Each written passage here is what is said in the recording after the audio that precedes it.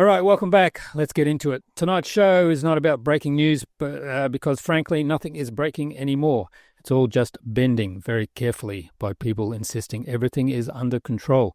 Tonight, we're closing the book on 2025, the year where governments learned that if you repeat the word manageable often enough, it almost starts sounding like a plan. This was the year of permanent emergencies, temporary measures that never ended, and press conferences that explained nothing and somehow took 45 minutes. So tonight we're doing two things. We're looking at what actually happened in 2025, not the slogans, not the vibes, not carefully worded nonsense. And then we're looking straight into 2026, not predictions for clicks, but trajectories, because trajectories don't care about elections, feelings, or whether a document was beautifully typeset. We're talking the UK, the EU, Ukraine, Venezuela, and the United States, China, and Taiwan. And yes, the bits of the world everyone pretends aren't connected until suddenly they are. And no, I'm not doing this one alone. Here in the studio with me in Minsk is Michael from Buhanka Watch, back for his third visit to Belarus, which is important. The first visit, everything's new. The second visit, you realize you notice the cracks. The third visit, you realize most of what you were told elsewhere was optimistic. Michael tracks Russia, Ukraine, and the wider conflict space by looking at logistics, incentives, and realities, not PowerPoints. If you want analysis without PR coding, follow Michael on social media. The links are in the description below. How are you? I'm okay. Always glad to be back in Belarus and always glad to be back in the studio. Thank you very much for having me back on, especially at the final day of the year. Yes. How's you got your snow yesterday? I've had it for 3-4 days now. I was kind of afraid that all the snow would just avoid me until like the day I left, but no, thankfully it's had basically a blizzard for like 2 days now, and I'm loving it. Just the proper Slavic experience I was hoping for. And how's the dictatorship suppression on you? It's terrible. I'm told every day, I post that I'm in Minsk, I'm in Belarus, and people keep telling me, don't I know I'm in a dictatorship? Don't I know that this is an authoritarian state and I might be arrested at any moment? And I'm just like, oh, well, thanks for reminding me. I'll have to keep that in check. Yeah, I bet you're just waiting to leave, right? Yeah. Once I get to the border, I might have to claim asylum in Lithuania to save me from... No, that's it. At the Lithuanian border, there's a sign that I keep in my heart every time I step outside the apartment, that I have to remember I may not come back from Belarus with my life. Yeah. Maybe this time. And joining us live from Japan, where things are somewhere calmer, despite being closer to several potential flashpoints, is Felix from Pigeon Speaks on the show for the first time. Felix focuses on ideology, legitimacy, and social fracture, basically why systems keep running long after people stop believing in them, right up until they don't. You can follow Felix across YouTube, Telegram, X, and elsewhere. All the links are in the description below. Felix, thanks for coming on. Thanks very much for having me. It's good to see you guys again. It's been a while, especially for you, Dave, and nice to see you, Michael. It's not been as long, but it's great to be here. I kind of wish I was over where you guys are. It sounds quite great. I mean, to be honest, I certainly could use a nice blizzard. I always love walking through the snow, and from what I hear, especially from Beatles songs from, I think it was back in the USSR, they had really pretty girls there. Maybe I'm wrong. Yes, they have the best. I can attest to that as well. They're better than the Russian ones. They're better than pretty much the British ones, any ones in Western Europe as well. Just night and day. They really carry themselves well here. Yeah. I was telling Michael that the men here should be kissing the women's asses because they're all balding, overweight and fat, and there's a hot supermodel next to them. So anyway, tonight we've got Minsk and Japan, frontline reality and meta-analysis, hard power and slow collapse, two different vantage points, the same exhilarating mess. This isn't doom, it's honesty, because 2026 is coming, whether anyone's ready or not, and pretending everything is fine is how you guaranteed it isn't. So let's get into it. Okay, so for both guests, if 2025 had one headline, what is it and why is it nobody's in charge? Who wants to start? You can go first, Michael. Well, why is nobody in charge? I mean, as a British person, I mean, who is in charge of Britain at the moment? Because nothing works in Britain. Just, I'm sure, Dave, you left Britain because of the same reasons. I've kind of left as well. Britain just, Keir Starmer and the Labour government, as atrocious as they are, worst government I think it's certainly in my lifetime and probably in the history of the country. It's only slightly beaten the one that came before it, but even then, it just seems that, like the Conservative government before it, is they have no control over the situation. This scandal that's broken out in Britain about this Egyptian Islamist who they've dutifully and delightfully welcomed into the country, but now they've figured out that he wants to kill Jews, he wants to kill all white people, he wants to blow up Downing Street, he believes that all British police and all Egyptian police should be killed, and they're wondering why the Egyptian government imprisoned this guy. And people are just baffled as to why this person was invited into Britain, let alone given British citizenship, yet he's never, by all accounts, even set foot in Britain at all.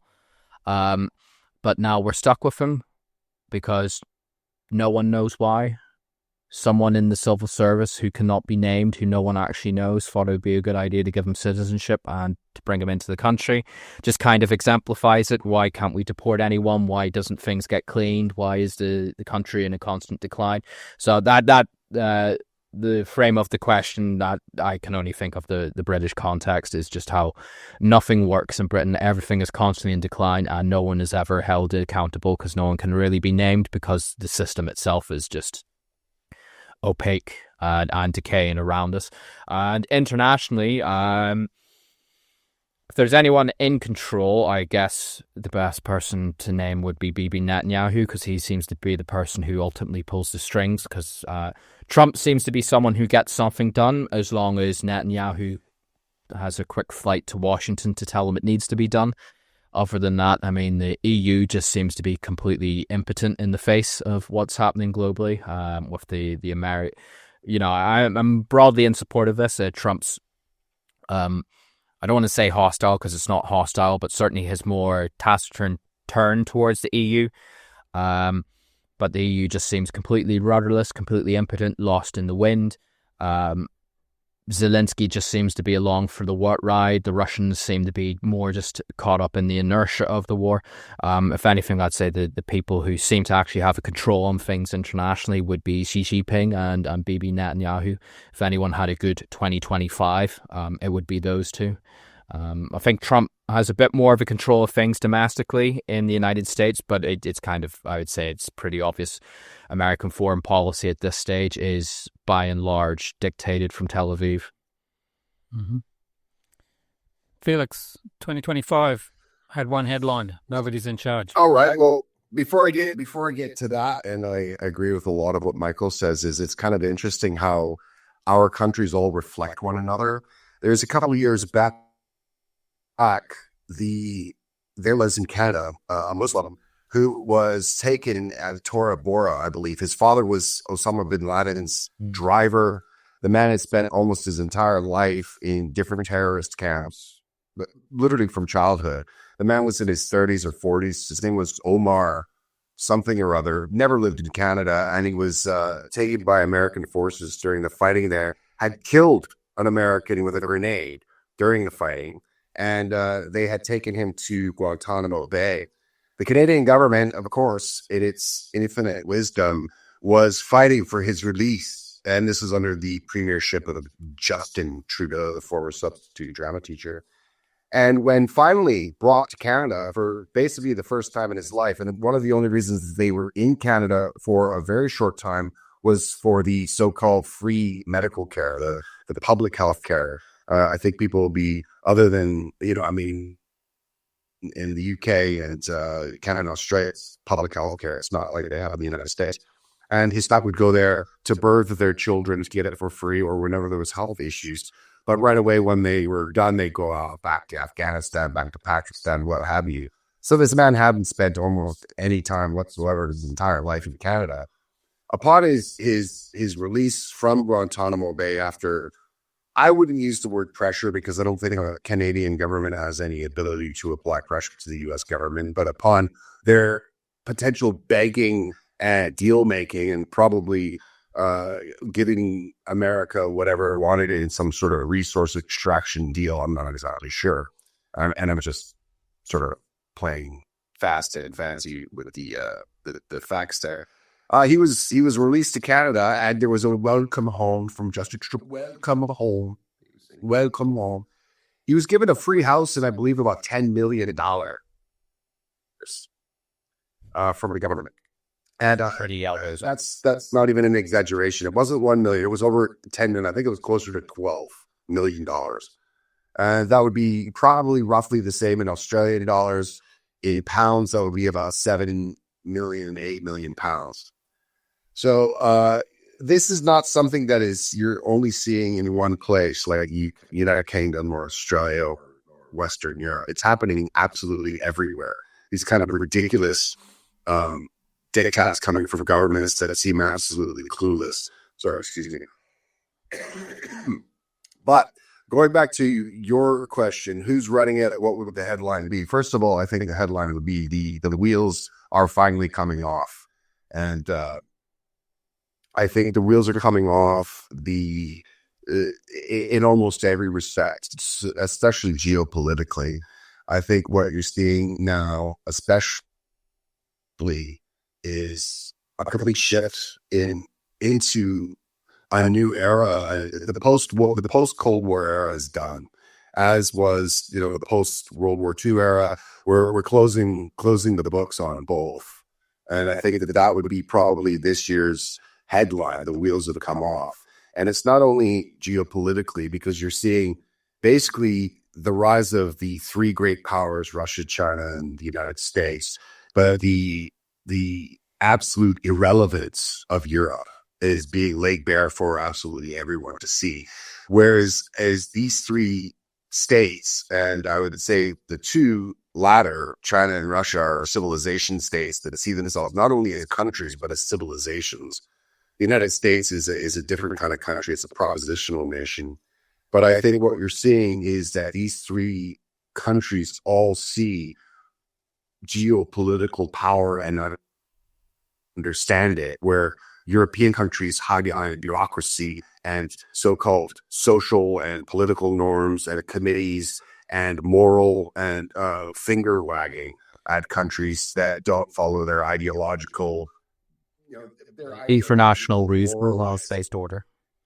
Yeah, exactly. The rules-based order that they constantly speak of is one where the rules are whatever the West has wanted to make them for the last 80 years, and especially since the fall of the Soviet Union in 91.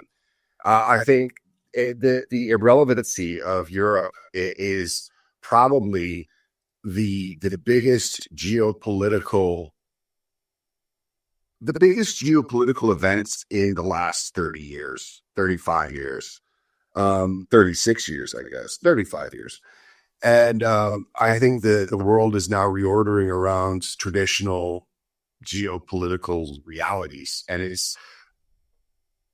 the way Europe has made itself relevant over the past 35 years is through multilateralism.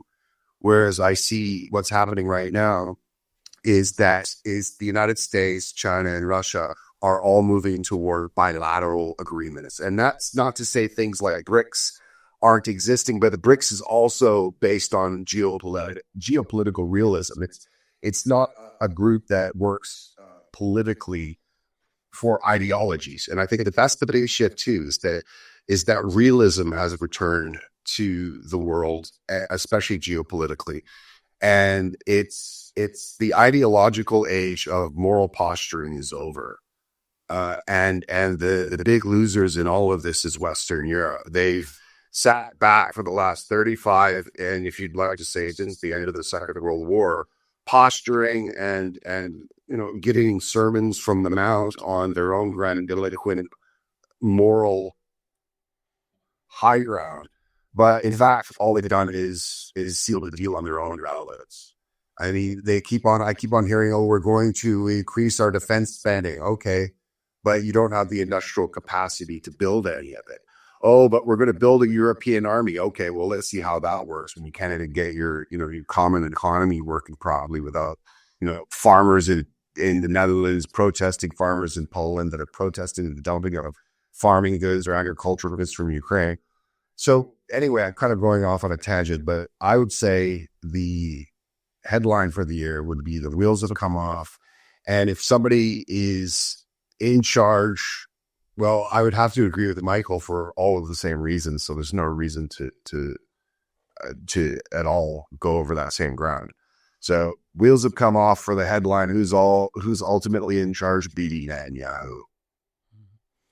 Let's get on to the UK. Michael covered that a bit. Felix, what's the UK running on right now?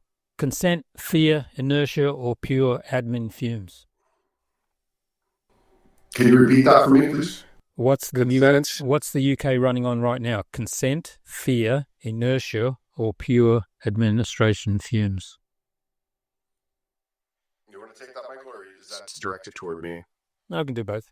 I was kind of direct. Okay, well, I would say inertia. It's just inertia coupled with anxiety from the population that is simmering underneath the yoke of oppression. It doesn't take anyone more than 5 minutes to, fire up something like X and read the daily. I don't know if you can use words like this. Let's just say that a daily violation of white British children by imported enrichment.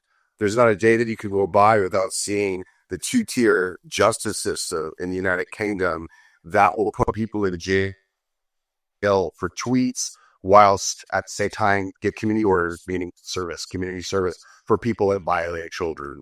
The endless degradation of the people of the United Kingdom is just compounding daily.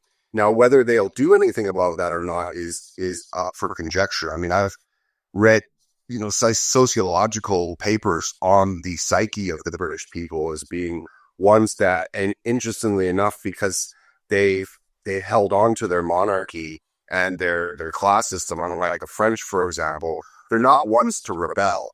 They just take it, and sir, please, can I have some more? Or, I mean, is there a breaking point? I don't know, but I would say it's not being run on consent. I think it's being run on basically the fumes of a functional society. That's a functional society that basically ended in the mid-2000s. And it's barreling down. It's off the rails as a society, barreling on a trajectory that does not have a very good future ahead of it.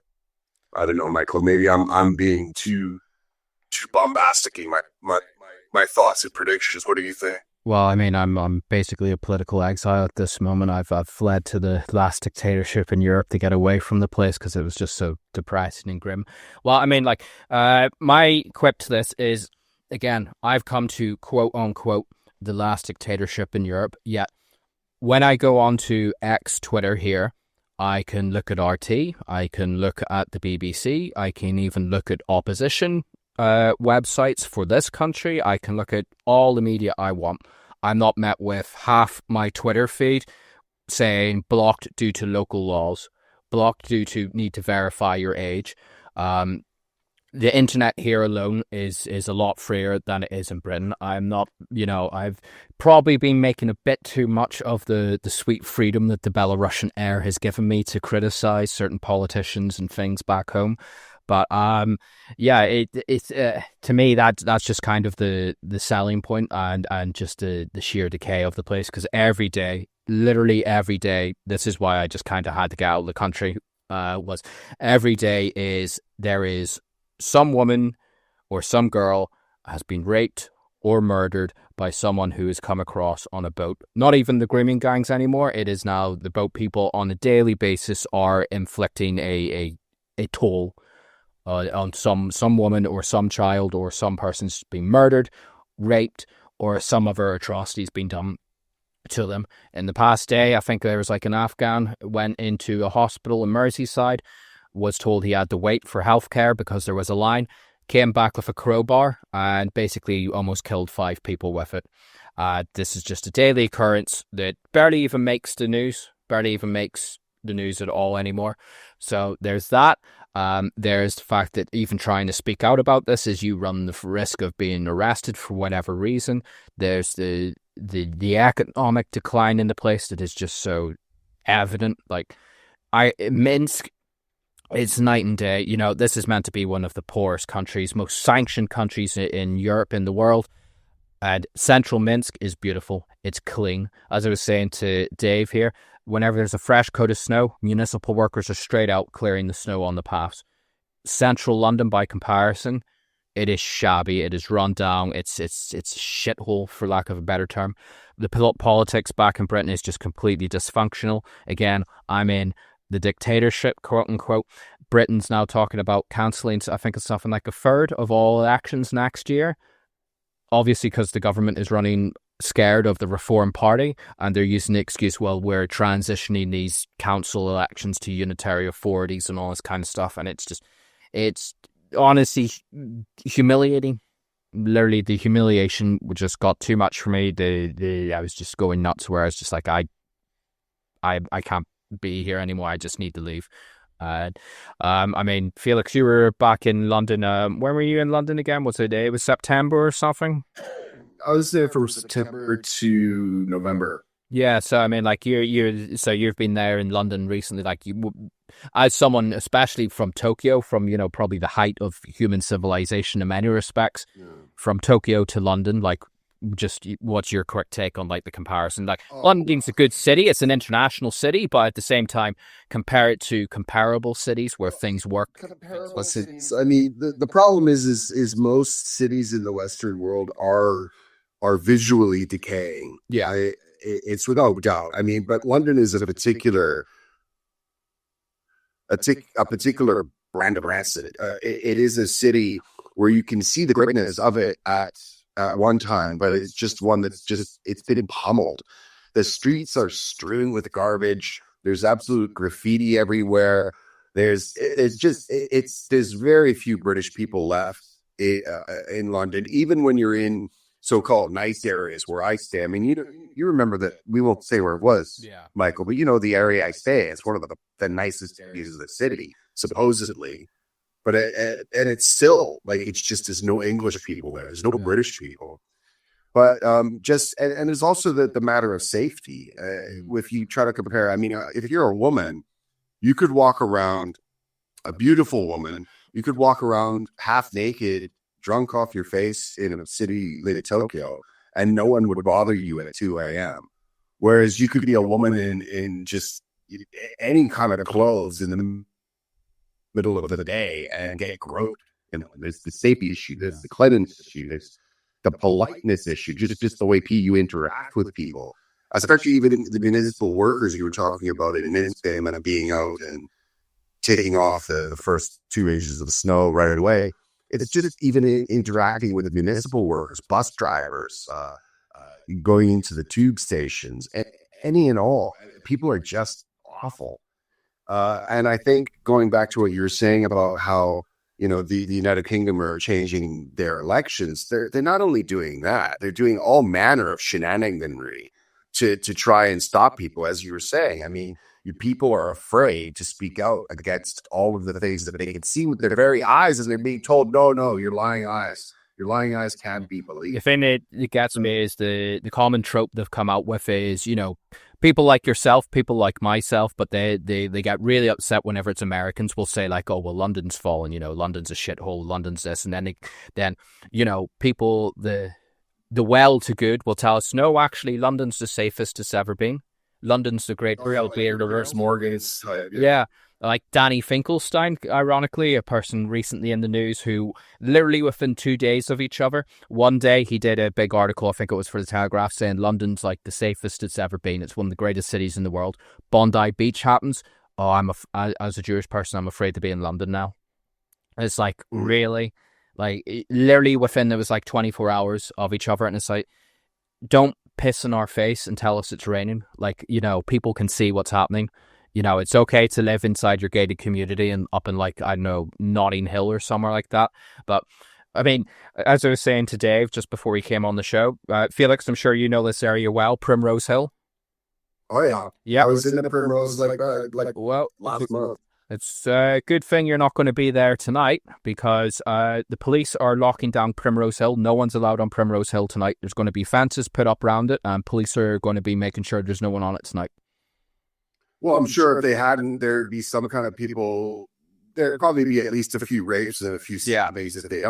Well, Right. that's the excuse that I'm sure the Met would say, but which is a valid excuse because, I've been up at Primrose Hill on a New Year's Eve, and it's not a pleasant area whenever the feral youths from Camden start to come down to it. But do you want to know what the actual reason is? Oh, what is the actual reason? Because you can see the fireworks. Why aren't you allowed to see the fireworks? Because you have to go into central London and pay for a ticket for New Year's to see the fireworks. That's what they're actually doing. But they're going to use the safety issue as the excuse to do it. So this is Sadiq Khan, best mayor of London's ever had, the safest, greatest city in the world. Actually makes sense. That makes sense because when they have the Notting Hill Carnival year after year, I mean, can you imagine any carnival that was English people, that every single year women got raped and there were multiple murders, and they would allow the carnival to continue on. A good example of that is here in Tokyo. They had, up until 2019, they had the epicenter of Tokyo for the New Year's Eve sort of outdoor celebration, similar to Times Square, New York, was Shibuya. Yeah. And once the COVID pandemic happened, they haven't have it returned, and part of the reason is that they're afraid of just accidents happening via too many people, right? So there was a really horrible one that happened in South Korea, Seoul. I think it was 2019, where a bunch of people were, a crowd crush, right? And they're afraid of that, so they're not bringing that back.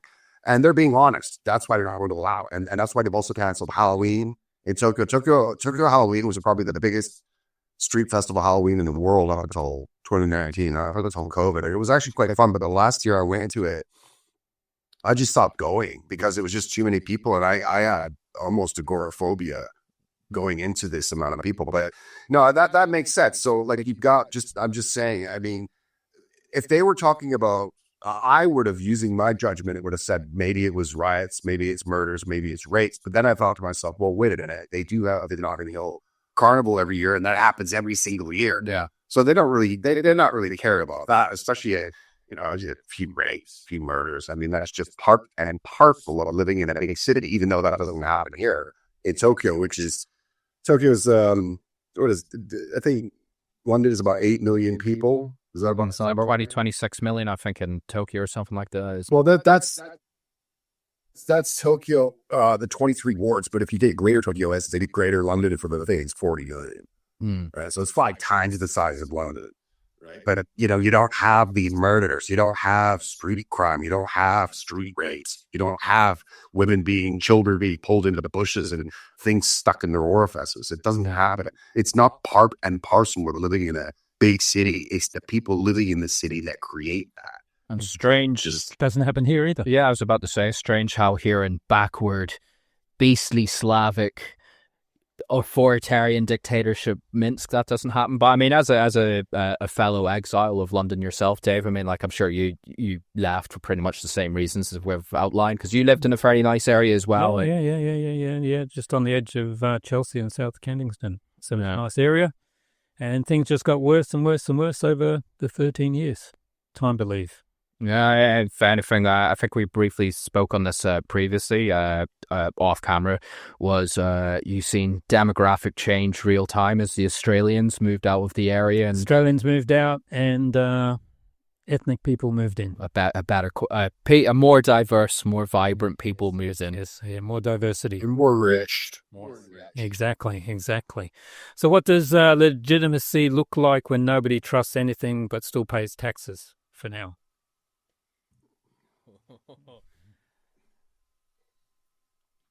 I think that there is no legitimacy. I think, though, people have been basically browbeaten into paying their taxes by threat of incarceration, and threat of their lives being taken away from them.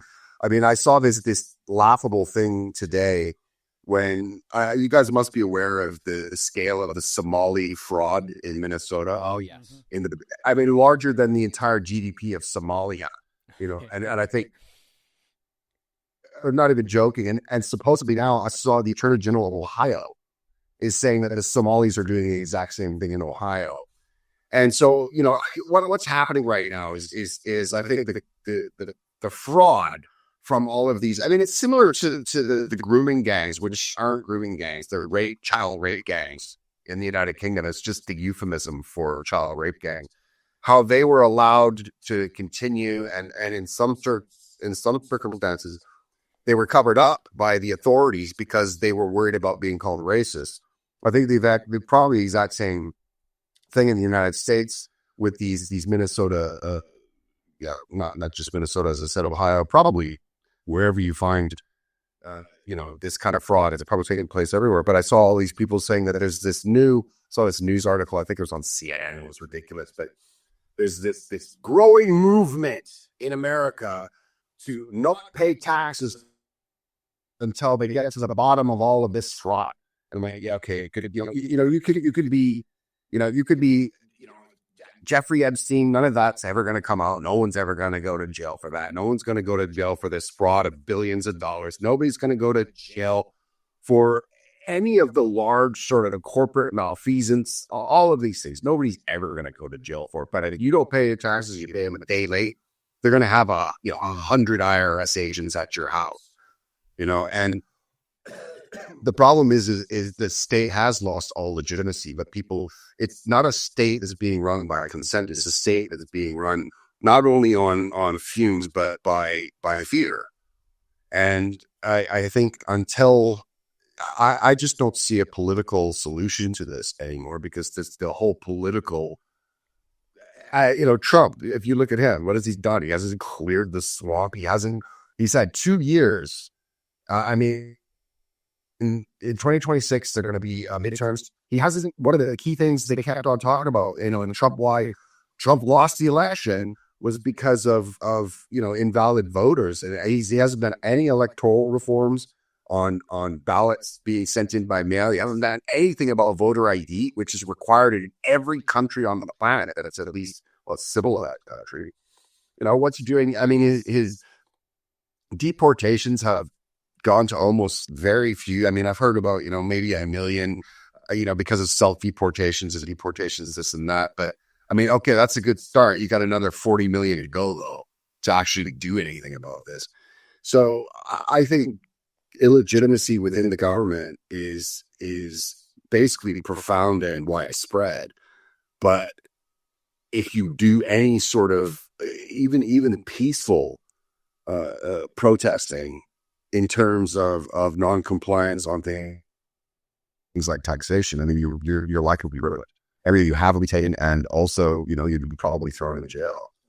So there's that. I don't know, Michael, what are your thoughts? Well, you've done the American side. I think I'll do in terms of like Europe, and I would imagine probably Canada and Australia. I think the modern concept of legitimacy, as in what most people would consider gives legitimacy or confers like state legitimacy, I think is probably where they get their social benefits from.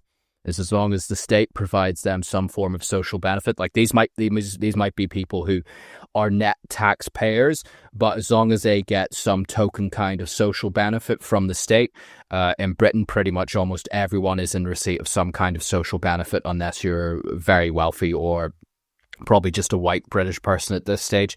I think that's probably what is keeping most people in line, and probably, this idea of, well, when do things get so bad that people rise up? I think most, especially in Europe, that concept would only break down is whenever the state effectively collapses to the extent that it cannot pay some form of social benefit out to keep the people placid. So, I mean, like in Britain and across like France, Germany, the incumbent governments are just despised. You look at the approval ratings of Merz and the CDU in Germany. You look at the approval ratings for Macron, especially, and Renaissance. Is it Renaissance or the Ensemble? I think his party is now.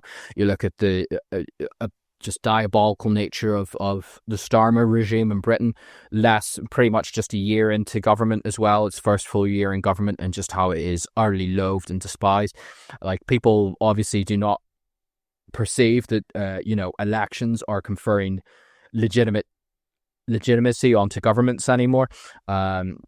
I think the thing that's probably just keeping the lid on the whole powder keg, the ethnic aspect, the constant money that's going to Ukraine, the lower living standards, especially in continental Europe, the European Union, that it just seems to be so unaccountable to anyone actually inside Europe itself, that just seems to dictate the lives of so many people there. I think it all just comes down to is as long as whatever state in whatever fashion can confer social benefits, as long as someone gets a little bit of extra money, even if they are paying more in tax than what they actually get back, I think it just provides that psychological aspect that, oh well, the state works in some form and I get some kind of goodie back from it, even if it's not protection in the streets, if it's the basic functions of government, the provision of just basic defending of the borders, defending of people's lives, safety and property,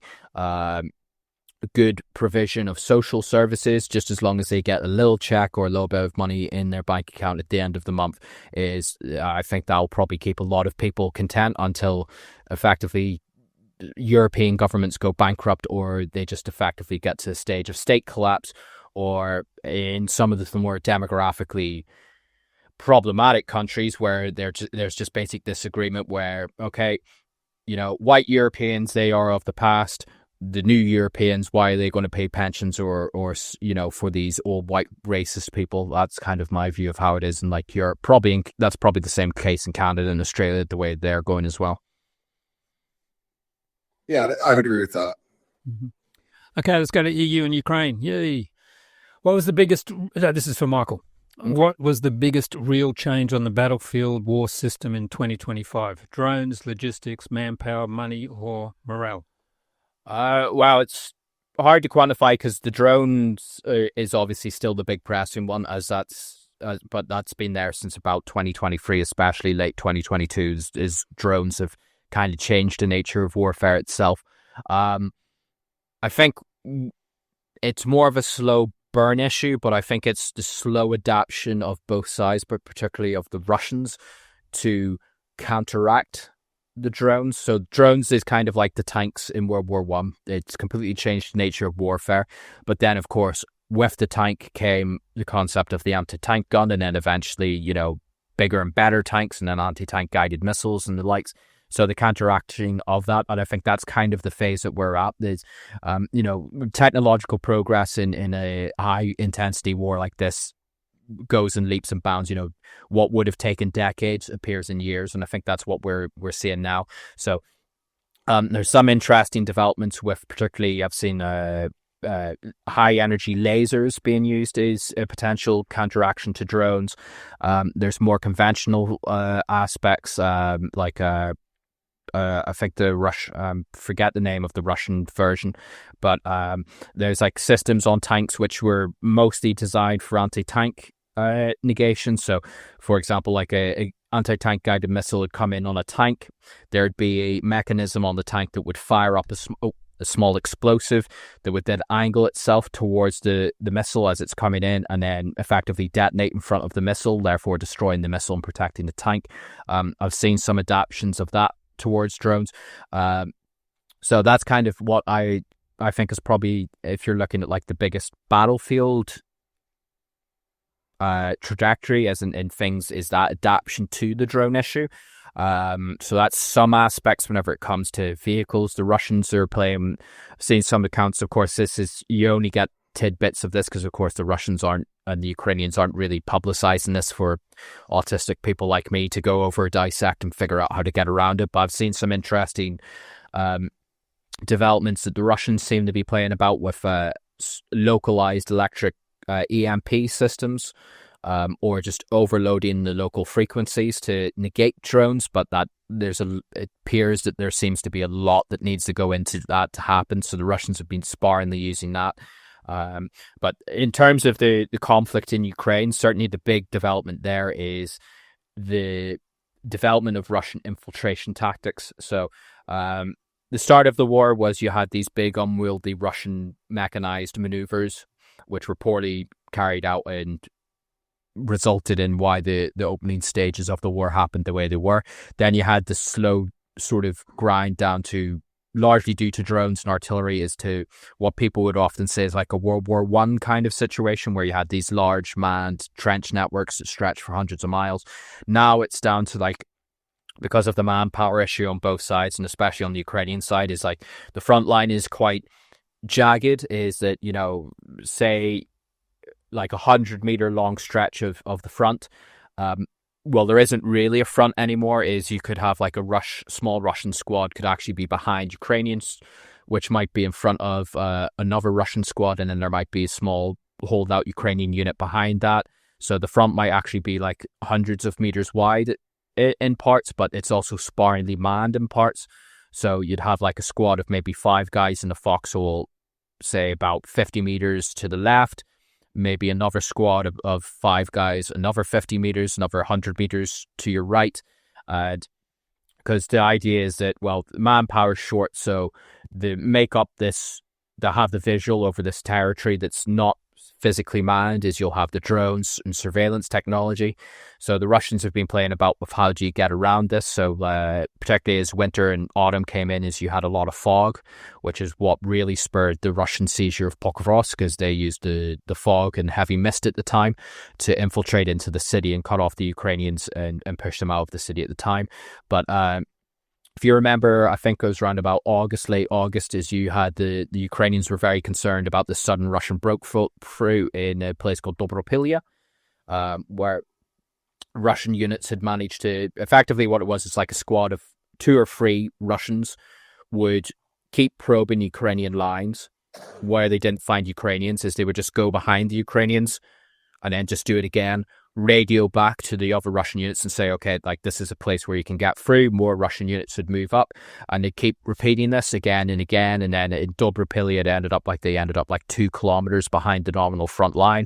And these guys were doing this for like weeks. It was I think it was like a fortnight. Some of the Russian infiltration units were doing this, and they were being supplied by drones. So not only do you have drones like physically viewing the soldiers, and you know, I'm sure we've all seen the horrific footage of the FPV drones, but now you have these drones are actually physically carrying bottles of water and food and ammunition up to troops as well.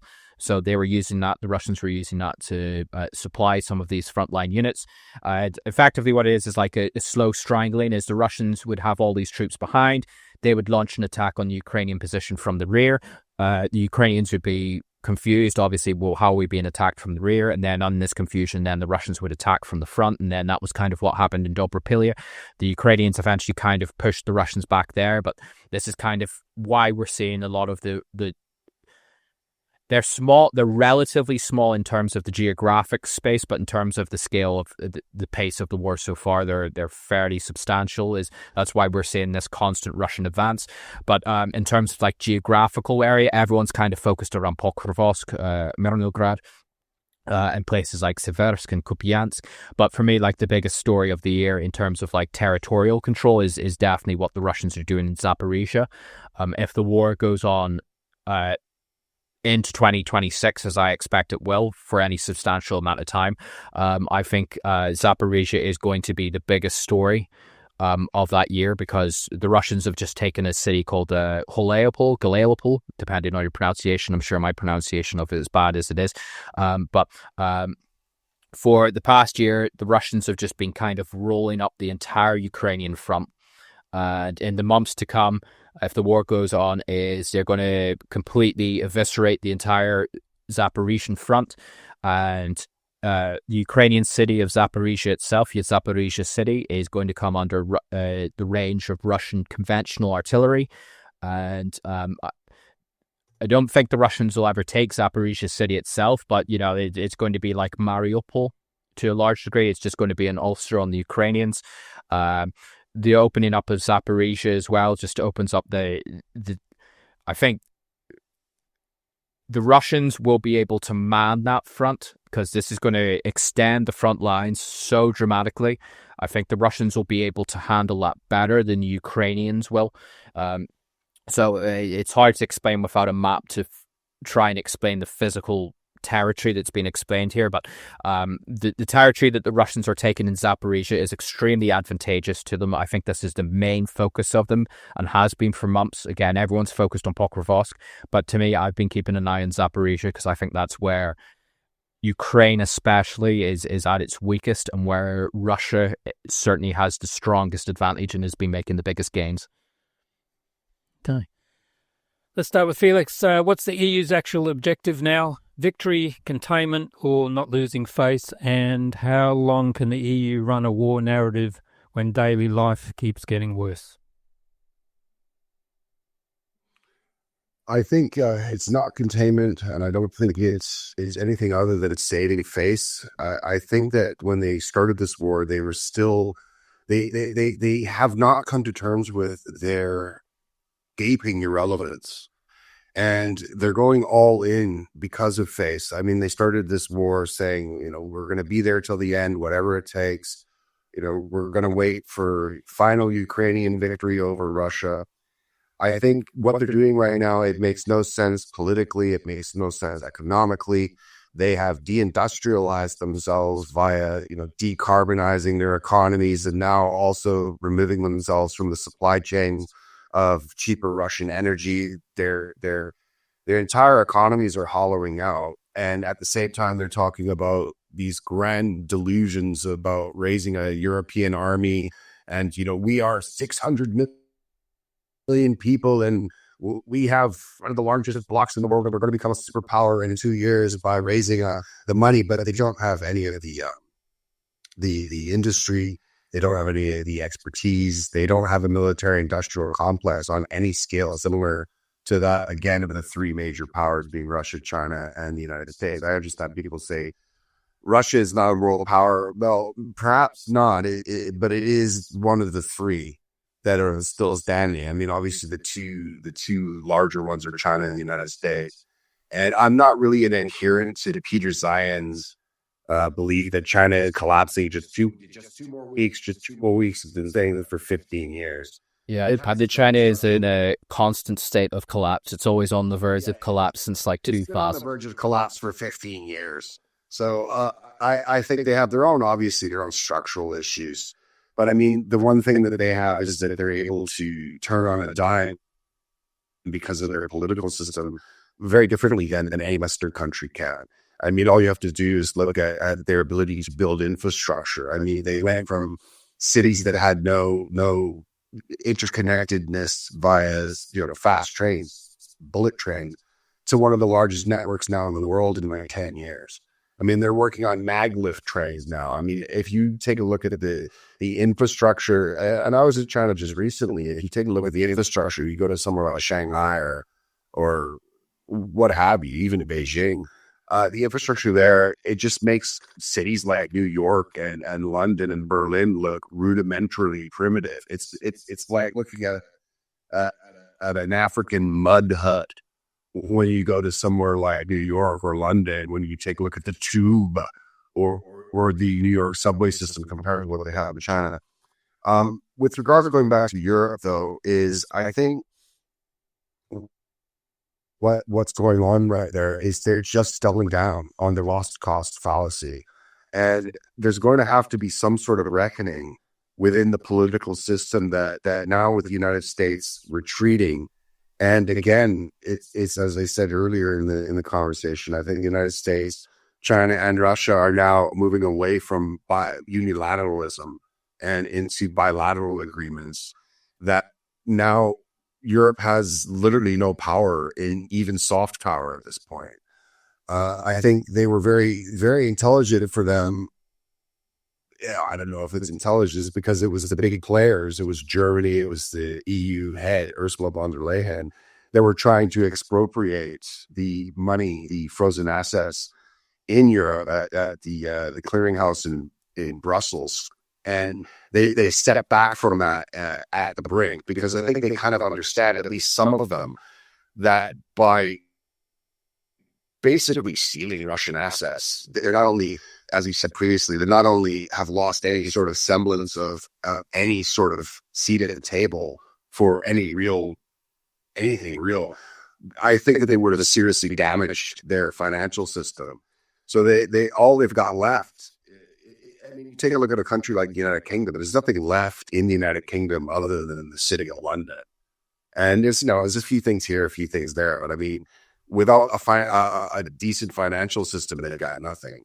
So I think what we're going to be seeing with the United Kingdom, with the European Union, is just more and more entrenchment of their lost cost fallacy, to the point they're going to say, fight the Ukrainians, fight to the bitter end. And when it's done, I mean, it's just going to be a complete loss and they're going to lose face. And they've already lost any sort of relevance they had.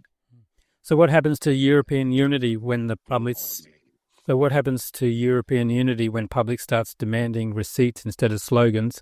And will 2026 be the year EU politics becomes national again? Not as ideology, but as survival. We've seen that the populism is growing throughout European Union. I mean, you have some of the larger contenders in the French political spectrum are all very wary of the EU, and there's even talk in France about Frexit, the French equivalent of Brexit, which would then leave basically, I mean, the three anchors of the EU were the UK, France, and Germany. But the two real centers of power have always been Paris and Berlin. And should the French leave the European Union, the whole thing will collapse. Whether that's 2026, I wouldn't be too sure about that. I think it's, especially with the sort of bureaucratic mentality of European politics, where a lot of the power doesn't really rest in it's the same everywhere. I mean, it's what's called the swamp in the United States, but all the swamp is the bureaucracy. So I think that the only thing that's going to be changing that is when people really start seeing the effects on the dinner table and their lives of these absolutely inane policies of, we're getting rid of all nuclear power. We're going to wind and we're going to solar, and you're going to be doing that in a place that has, 6-month-long winters, right? With gray skies. And I just see Europe in some kind of suicidal quest. I mean, they're destroying their social fabric via mass, unadulterated, unending, transformative, demographically transitioning immigration. They're destroying their economy by cutting off their energy imports and decarbonizing. And they've now basically, they're losing every single aspect that made Europe anything. It's the same thing as Europe. What's the difference, I think, is Europe is going to resemble, by the end of this decade, is going to resemble politically, financially, and in its global reach, it's going to be something akin to South America, to be honest. Like a second-rate, second-tier, toothless countries that are basically bobbing their head above poverty. Right? And throwing into the mix, they're going to have massive column populations in their countries that if they don't give their gigs, they don't get their welfare receipts, they're going to cause a lot of trouble. Okay, so going back to my comment on the concept of legitimacy in this age. Yeah. So I think Europe is heading toward a very, very, it's heading, like a freight train into a very bad future. Yeah, and just a quick point now, it is interesting that Trump is floating the idea of a G5, which does not include a single European country in it. Yeah. Name one, both here. Name one. Because he look in the G7 has said, we don't want to have Russia back. And he says, well, that's fine. We'll just make a new one. Exactly what you just said, Michael. And I thought that's exactly what it's bilateral agreement. They're not going through this multilateral mess that Europeans that have been so content with having their power tied to. Because I never quite understood how in the G8, the G7, the G11, all these international groups, you have the individual European countries, but then you also have a specific European Union. Who are they there for? Who do they represent? I mean, why is there a German delegate and then also a European Union delegate? Like, why is Ursula von der Leyen always at these things? I thought the sovereignty, we're always told that, well, no, it's a co-equal union. The sovereignty lies with the states. So then it's like, who does the EU represent at these things? Because it's certainly not the European people. They make that very clear in everything and all the things they do. Name one EU country you think is going to be a problem child in 2026. I think so. That's where I would believe it. Yeah, it's going. This is again. If you're going to give me a headline for 2026, it's the wheels are coming off. Let's go to the USA. In 2025, did the US look more like a manager of the system or an arsonist with a fire extinguisher?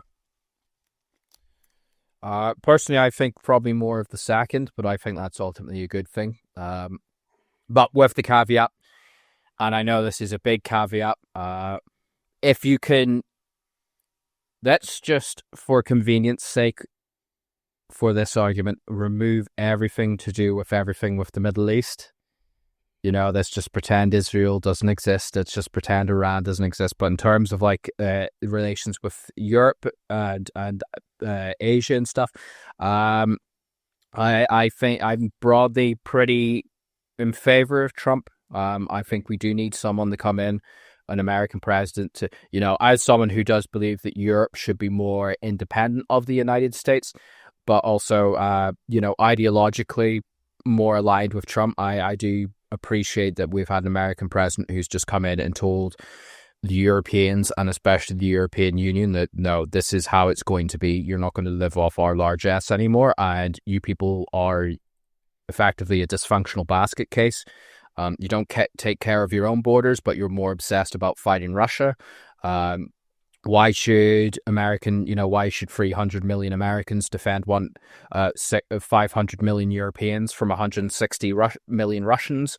Just laying bare all these contradictions, these insane realities that liberal Europe, I'll use the term, seems to have lost itself in for decades now. And just saying that, no, the basic, obviously this could all change in 3 years if we get a democratic president again. But, it is very refreshing to hear someone come and basically tell the emperor that they don't have any clothes anymore and that Europe needs to start bucking up and getting itself into shape.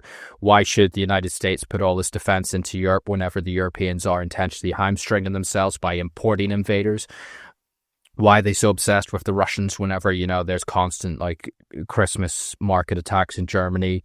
There was one that was foiled in Britain, how does this make sense? I'm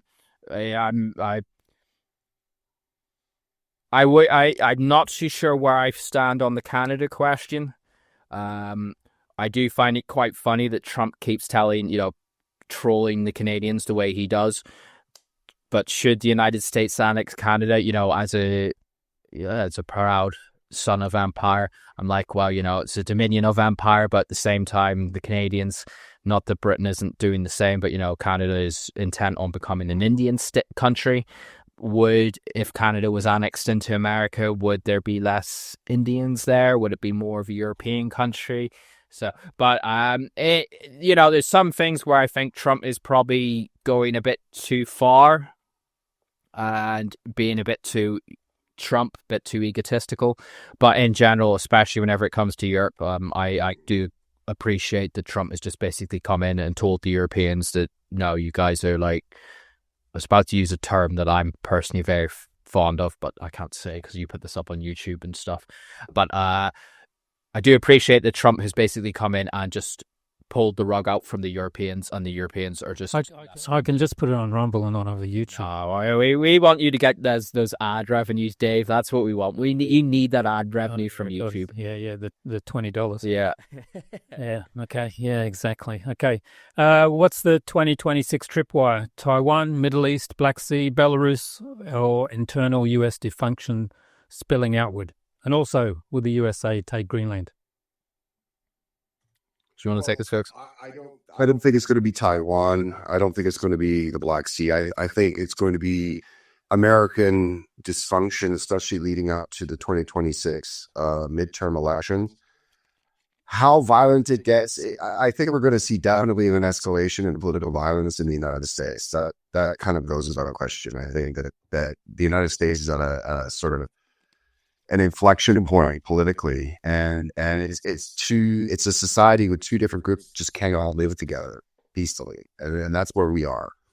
With regards to the United States, going into absolute chaos, no, I don't think that that's going to happen. I do see the dysfunction growing. I do think that there's bigger issues, especially with regards to the deficit and the amount of money that it should pay to service the debt on the interest on the deficit now equating more than the money that's allocated to the defense budget. I mean, it's becoming to a point where there's not going to be any money left unless there's some kind of massive default. Yeah, well, that's what I was going to ask next. For the USA, is 2026 the year the bill arrives, or just the year? This is what I'm wondering too, because you're already seeing, I mean, you're seeing a super spike in gold, you're seeing a super spike in silver.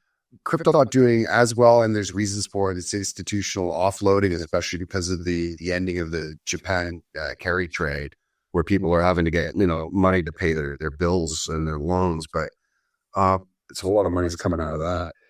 But the clock is ticking on things in the United States, and it's also becoming almost, in a lot of these Western countries, it's becoming almost unlivable for a lot of people, like financially. I read yesterday the average American is something like somewhere in the average of about $25,000 in debt, and that's non-mortgage debt. That's like credit card debt and consumer debt, and something like 65% of Americans could not afford an unforeseen $1,000 bill. Say your car breaks down, or you break your teeth in a bike accident and you need to go to the dentist or what have you. And I think that that's probably replicated in a lot of Western countries. I remember making a video last year and looking into it, is that actually with mortgage debt, because of mass immigration into Canada, you got to remember Canada's population up until a few years ago was half of that of the United Kingdom, but they're still taking in almost as many people per year from India and Africa, the Middle East, to enrich their culture. As the United Kingdom, which is double the population. And they're not making any provisions for things like hospitals, schools, or any of the sort of infrastructure necessary for these things. So you're seeing just the degradation. But Canada, with mortgage, because of all the immigration, the cost of living there have just skyrocketed, as of the cost of housing, where the Canadians, surprisingly enough, in the developed world are the most indebted people in the developed world. Per capita. But it's reaching this sort of issue everywhere, where young people just can't get jobs, and it's getting worse, like jobs that will actually pay a living wage. And I know that's a leftist word, but people do need to be able to work and be able to have a place to live and food in their stomach, and not having to go to their credit cards to buy groceries. So I think the United States is in real serious trouble in that regards. And I think people, that's again where when the bread is poisoned and circuses are now just telling people that they're racist, these things aren't going to work anymore.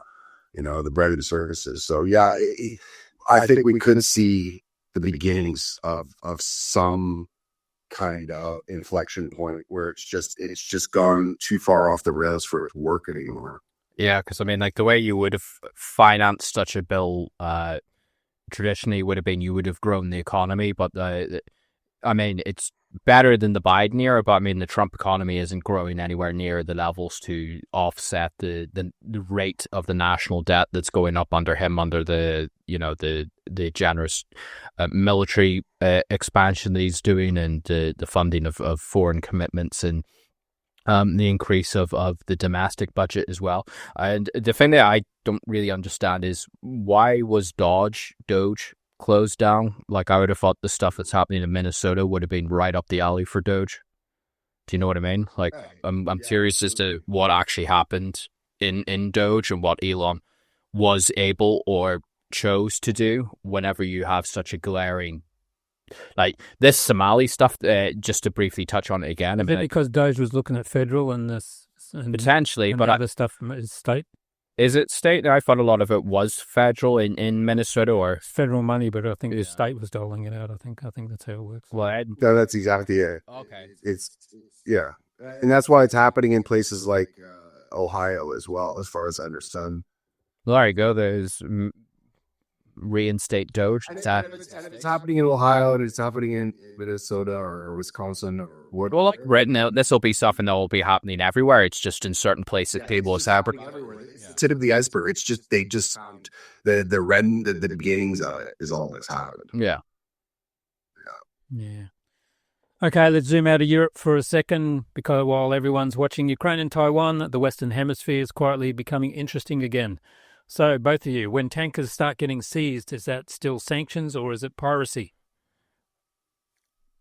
Absolute piracy. And as far as I know, just I think it was yesterday, they have confirmed that the United States has hit targets with missiles on the ground in Venezuela. And the pretext for this is it's just I'm wondering if Trump is just using this as a sideshow to show people one of his is in his bag of tricks, and he's kind of a one-trick pony, is the fact that what he'll talk about one day will be completely the opposite the next. He's unpredictable, as they like to call him. And the fact that he's using the nationalization of the Venezuelan oil industry back like 25 years ago or more. I think it was like getting somebody could help me out. This is I think Chavez came in and I think he nationalized it in the mid to late 2000s. I think it was before that. Chavez just consolidated all the nationalization. So I'm talking about back in the 1980s and 90s when they nationalized most of it. Anyway, my point is, before you go, Chavez, my point is he's saying that it's our oil and we need to be compensated for it and what have you. I think what he's also doing is he's showing the Chinese and the Russians, okay, yeah, the Western Hemisphere is ours, but it also demonstrates the unpredictability of the Trump administration. I think it's just a sideshow. I think what they're doing by interdicting on the high seas these oil tankers is there's no other word for it than piracy. I mean, I even saw that it was the Secretary of War, Pete Hegseth. I think that's Hegseth. Yeah, the guy seems very interesting. Anyway, he was talking some stuff on. I was almost gonna swear. I'm gonna swear. He was just talking to the back on Twitter about a week ago about issuing letters of marque to Americans that want to like just basically become pirates. So great Brazil to set in the middle in this day and age. I'm sure that can backfire. But I'm not even kidding. He was talking about, we're considering issuing letters of marque and allowing Americans to just become pirates on the high seas and to keep the booty that they can. And I was thinking to myself, this is just not a serious administration. And that goes back to the Venezuela thing. I think this is a sideshow from an administration that's just using it as window dressing for their own reputation. That's my 2 cents. Yeah, I mean, the thing is the Venezuela stuff has really picked up since I've been here, so I haven't been able to keep a close eye on it. And Latin American politics isn't my forte as such. I would largely agree, but I also think there's a number. Part of me is kind of wondering if this is Trump trying to, because Trump thinks Biden, and Biden was weak internationally. So I think Trump is, whenever he came into office, he was certainly of the mindset that he needed to reestablish this idea that, America is a military power and it will exercise its military power for its ends and stuff. And America needs to be feared. Yeah. And so I would have thought, like this shenanigans with Iran, which apparently he's going to restart again for whatever reason, would have done that. So it is kind of bewildering to me why he's suddenly gone so strongly after Venezuela. I'm not too sure of he claims it's around the drugs issue and stuff. And I mean, I watched a fair part of Lukashenko's speech the other day where Lukashenko was even saying like he's spoken more to the Americans about Venezuela than the because like apparently Lukashenko said that the Americans, he said that the Americans suggested that Maduro could come to exile in Belarus. Yeah, come here, yeah. And Lukashenko was like, well, that's a bit strange because we've spoken to you more about the Venezuelans and the Venezuelans have talked to us about him coming here. So, and I think a large part of, like, what I briefly touched on is that the Trump economy doesn't really seem to be picking up as much as he had hoped it would. It's better than what Biden was, but, a lot of Americans are, as we've been elucidating, have been feeling in the doldrums, that their living standards are still depressed. And I'm kind of thinking, is all this foreign adventurism kind of a distraction of that to a degree? But also a large part of why living standards in the West and in the United States is so high is because ultimately, like, everything comes back to the price of oil.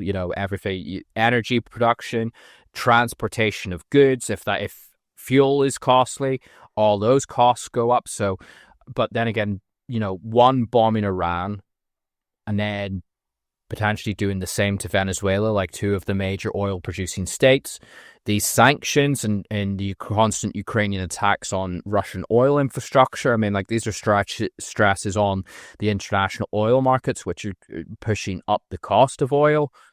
So I'm like, well, how does that fit in with his domestic politics? Or is this Trump's idea to, increase the international price of oil to make American shale more competitive? Like, I'm not too sure what the angle is here, but then again, is, maybe someone in the administration, has Ivanka just come to Trump and basically said, look, daddy, look at this nasty man in Venezuela, we need to do something about him. Like, it's very bizarre. But then also there's the aspect that Venezuela is kind of considered an informal part of the axis of resistance against Israel. It's obviously a very pro-Palestinian, pro-Iranian state. So then I'm sure, Netanyahu's also going to be very in favor if it's Americans taking out this anti-Semitic Venezuelan regime. So I'm a bit bewildered by it, but again, it's just with the caveat, I'm by no means an expert or well-versed in Latin American or Venezuelan politics and geopolitical issues. So, I mean, I'm not that I'm in favor of Marxist-Leninist regimes and stuff like that, but, this is Mr. Peace President. I've ended, 20 wars in 20 days now, give me a Nobel Peace Prize. But, okay, the Israeli Peace Prize will do instead, kind of thing. It's like, well. Okay, let's go to one question for China and Taiwan. Both of you, what's your 2026 probability of a serious Taiwan crisis? Low, medium, high? And what would flip that? I guess you're in the region, Felix, and I'm kind of the answer. I would say low. I would say very low. There's going to be posturing. There's going to be saber rattling, especially on the Chinese side. But this is what China has been doing for decades. And the thing is China is in a position where its economy is dependent still on exports, and starting a big fight in around the South China Sea and around Taiwan would just gut exports. It would gut its economy. And it's not only its economy. The Chinese, historically, they're not an imperialistic people that go out and start fighting wars. I mean, they lost their last civil wars. Like, Taiwan is not part of China today. The Taiwanese people and their government are the Chinese government in exile. So, I mean, if you wanted to get technical, I mean, they are actually the legitimate rulers. But, I mean, violence is the final arbiter of all political disputes, and they lost. A lot of people are trying to say that, because of the Putin and his unprovoked attack on the innocent government of Ukraine, that this will embolden the authoritarian governments all over the planet. I don't agree with that. I think that Xi is in no hurry for reunification with China, or with Taiwan, excuse me. While they do, for example, like to puff out their chest and crow, I believe that China got very upset with the Ukraine's recent, I think it was the Ukraine, their recent acknowledgement, or their of Somaliland, which is, I believe, a breakout part of Somalia. Could be wrong. Only functional part of Somalia. Okay, well, yeah. So they were all upset about that because they don't believe, they talk about how the inalienable sovereignty of territory and blah blah. This blah blah blah. So they like to do these drills, and they like to, send their blue water navy and what have you. But I mean, even the last fight that the Chinese got into was against the Vietnamese, and they had their asses handed to them in 1979. So they're not a power they're a mercantile people, and they always have been. I think that this is a problem more so that the Chinese are expanding their influence, especially in Asia, through just trade and as well. There's the big issue, especially with Western powers, of the Belt and Road Initiative, and they like to go on and on and on about how this just gets these poor countries in debt, and it creates infrastructure they can't afford, and it's just a Chinese plot to take these countries over. But it's actually, there might be some of that there, of course. But it's also the idea of circumventing the hegemon, not being the United States, their naval power across the Eurasian supercontinent. So I think the Chinese are more about just building themselves up right now than throwing it into a disastrous war against Taiwan, which, the Taiwanese are pretty much armed to the teeth. And I think also, though, they will understand that they're not, the Taiwanese are not going to be, there's going to be no direct American involvement, even if they try, but it still could get ugly, very ugly. And, but I don't think the world could right now do without China, and it's the workshop of the planet. So my feeling is very low. I don't know. I could be wrong. What do you think, Michael? In the next year, I think the tensions are heightened, but no, I would kind of be the same. I think time relatively is on the Chinese side. Is if they went for Taiwan now, I think it'd be a very, would they take it? Would they not? Questions open in the air. Is the People's Liberation Army Navy, has it been expanded and has the capability properly at this stage? Very doubtful. Whereas you do have a demographic issue in China, but it's still potentially another couple decades before that really starts to play. Whereas give it another 5-10 years, well, the PLA, the People's Liberation Army, and the naval wing of it is expanding. So why don't they just sit back, let that expand, allow the scale to slide more in their side? Because if they went at it this year, I'm just thinking it would be a disaster. Whereas if they just sit back, well, the Russian support technology transfers to North Korea are really because I'm sure, Felix, you would understand this better than me, but the balance of power on the Korean Peninsula, because you could talk about Taiwan, but you can't look at Taiwan in isolation. It's a pan-Asian theater you would be looking at. So if the Chinese went for Taiwan, then the North Koreans, they would look to the North Koreans to cause trouble on the Korean Peninsula. Maybe not a full-scale war, but enough to distract the Koreans, which would obviously distract the Japanese and keep them invested there, and then the Americans along with that. But the balance of power on the Korean Peninsula has been kept so well. If any war started on the Korean Peninsula, you're talking about potentially in the first couple hours, you're going to have 50,000 dead in Seoul just from conventional North Korean artillery alone. So that's why the South Korean military is so hyper powerful for a nation of its size, because the equation there, well, South Korea has to be so overpowered to negate this potential North Korean threat. Well, if you then throw in all this technology transfer from the Russians, and then you're not talking about, Soviet artillery from the 70s and 80s. Now you're talking about modern Russian-derived systems in North Korea. So then that equation in Seoul is you're not talking about 50,000. You're probably potentially talking about 200,000 in Seoul killed within the first couple hours, and then God knows how much that would go on. So then that equation on the Korean Peninsula changes. So the Chinese sit back, allow North Korea to modernize in that respect, which advances Chinese aims in that respect.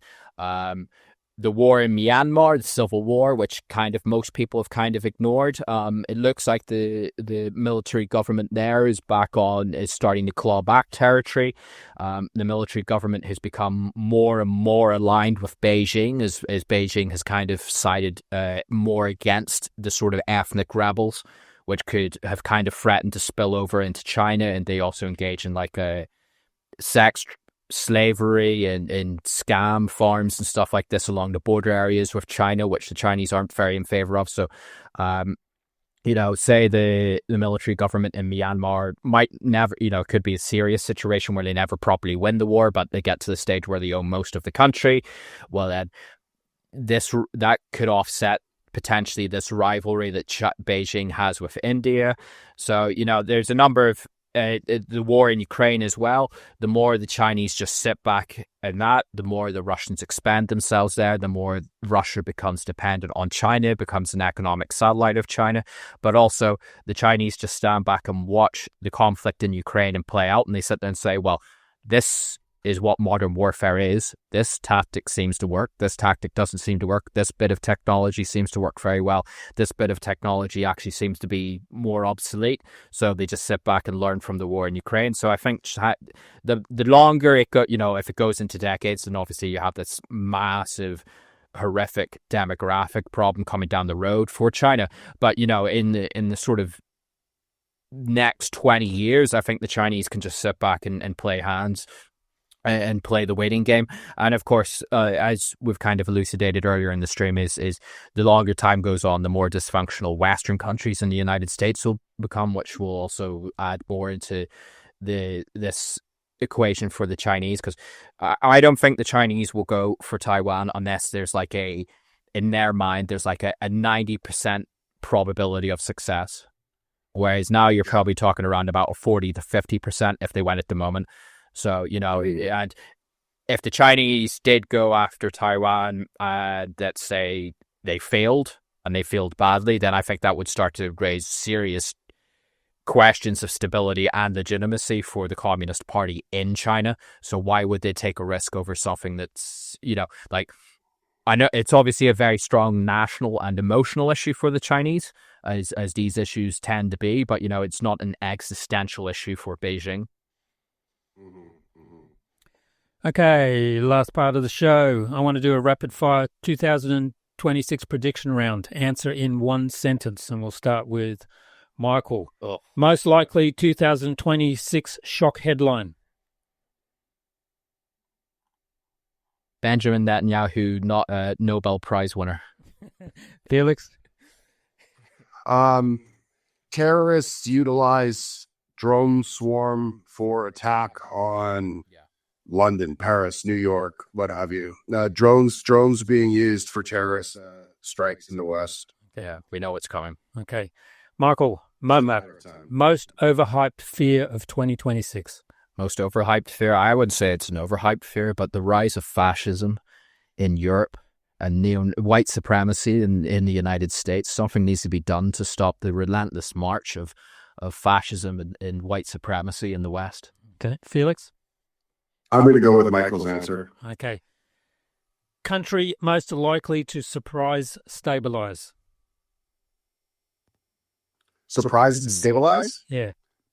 Poland. Poland is you have all of the Polish diaspora realizing that places like the UK are going down the shitter, and they're all moving back to Warsaw because Poland is going by leaps and bounds. I think it's already overtaken Spain and its economy, and it's on track to being, I think it's got 3 to 4%. So Poland, people don't talk about Poland, but Poland's doing great. Okay. Michael? I would say that, but I would also say, I don't want to just leech off Felix's answer, but going to be a curveball, but I'm going to say Syria. I think that terrorist abomination that is now the Syrian government has just got such a free hand, has sold itself out to the Israelis to such an extent that even as we speak, there are pogroms happening against the Alawites again in along the coast. There was a news story I seen today where apparently senior members in exile of the former Assad government have actually traveled from Moscow to Israel to beseech the Israelis to try and protect the Alawites, which isn't really going to happen. But I think through these pogroms and ethnic cleansing that they're doing is that they are basically going to homogenize the country, for take that as a euphemism, where there will be a sort of perverse stability brought out of it.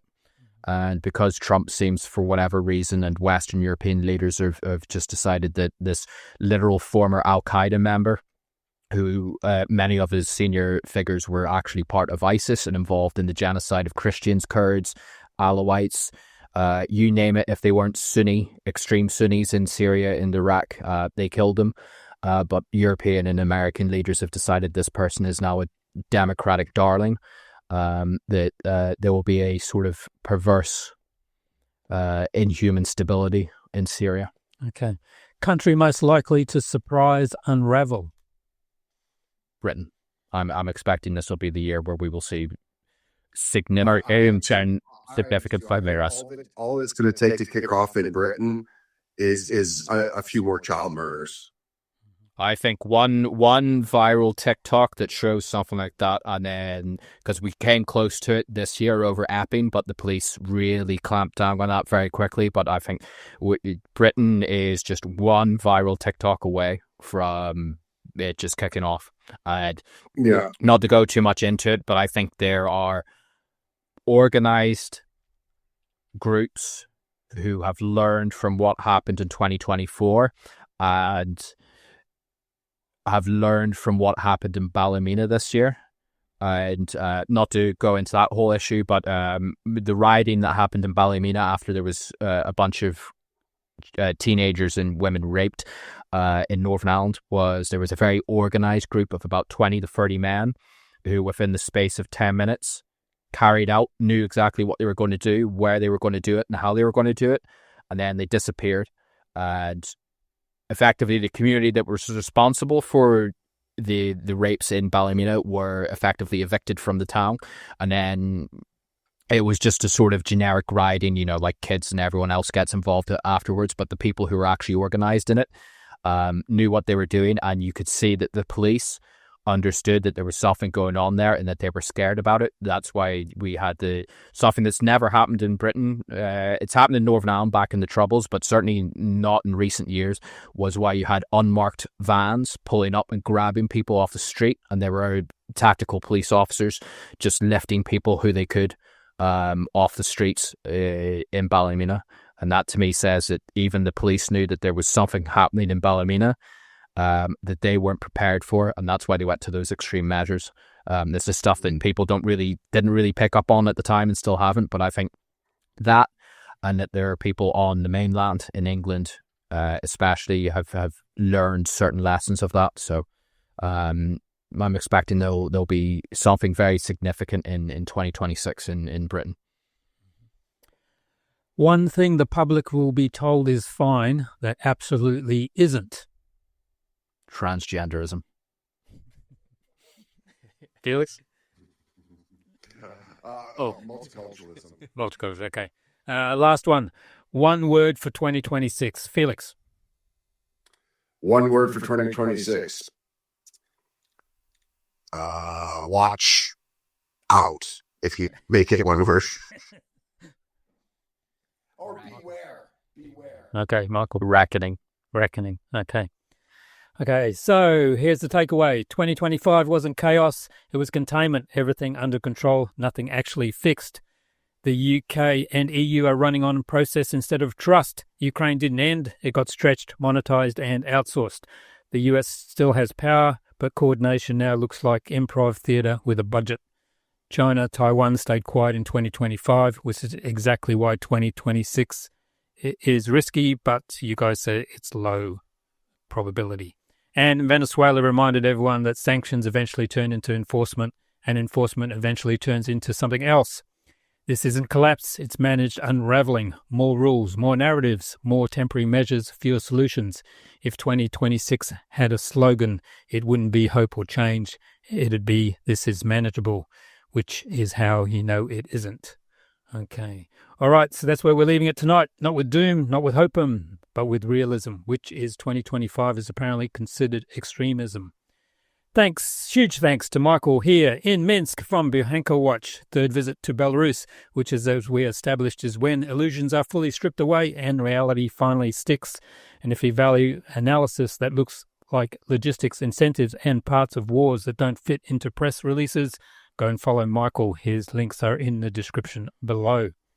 And a big welcome and thanks to Felix joining us from Japan, from Black Pigeon Speaks for the first time, making his first appearance on the show and calmly explaining why systems are running long after people stop believing in them, right up until they don't. Follow Felix as well, YouTube, Telegram, X, all the links are in the description. If you like tonight's show, you know what to do. Like it, share it, subscribe, confuse the algorithm, mildly alarm a think tank, and send this to someone who thinks the people in charge have long-term plan. 2026 is here. The buffers are thinner, the slogans are louder, and the phrase you're going to hear is a lot is we're managing the situation, which means they aren't. Good night, stay curious. Oh, good night, Michael. Good night, Felix. Good night, everybody. Stay curious. And as always, if everything really was fine, they wouldn't need to keep telling you it is. See you next time. Goodbye. Glad to be on. Thank you for having me again. And Felix, thank you. Thanks very much. See you again soon. Okay, Yeah. Thank you. Bye-bye.